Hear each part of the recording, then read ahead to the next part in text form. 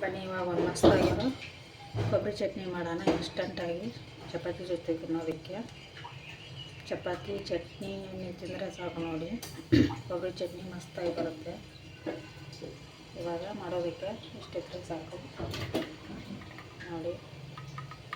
ಇದಿಷ್ಟು ಕೊತ್ತಂಬರಿ ಮತ್ತು ಜೀರಿಗೆ, ಕೊಬ್ಬರಿ, ಹಸಿಮೆಣಸಿನ್ಕಾಯಿ, ಬೆಳ್ಳುಳ್ಳಿ ಪಟ ಅಂತ ಹಾಕ್ಕೊಬೋದು ನೋಡಿ. ಮೊದಲಿಗೆ ಹಸಿಮೆಣಸಿನ್ಕಾಯಿ ಒಗ್ಗರಣೆ 4,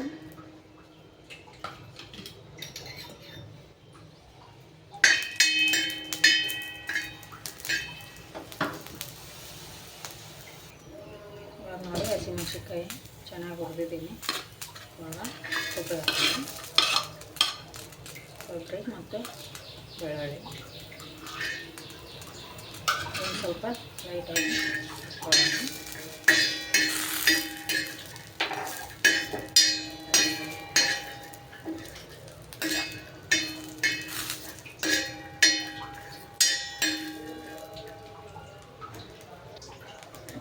ನೋಡಿ ಇಷ್ಟ ಆದರೆ ಸಾಕು.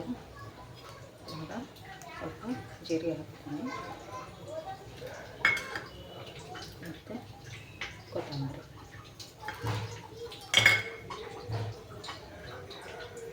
ಇದನ್ನ ಇವಾಗ ಮಿಕ್ಸಿಗೆ ಹಾಕ್ತೀನಿ.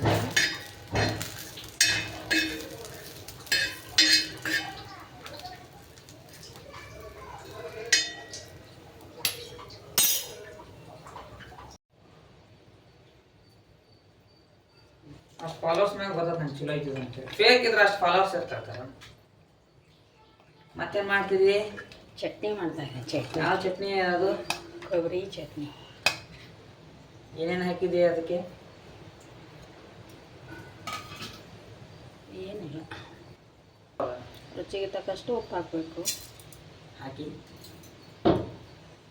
ಹಾಂ ಕರೆಕ್ಟ್ ಆಗ್ತದೆ. ನೋಡಿ ಡ್ರೈ ಕೊಬ್ಬರಿ ಚಟ್ನಿ ರೆಡಿಯಾಗಿದೆ ನೋಡಿ, ಚೆನ್ನಾಗಿದೆ. ಟೇಸ್ಟ್ ಅಂತೂ ಸಖತ್ತಾಗಿರುತ್ತೆ. ರೊಕ್ಕ ಹಾಕಿ ಕಚ್ಚಿ ಬಾದ್ ಮಾಡಿ ಕುಂತು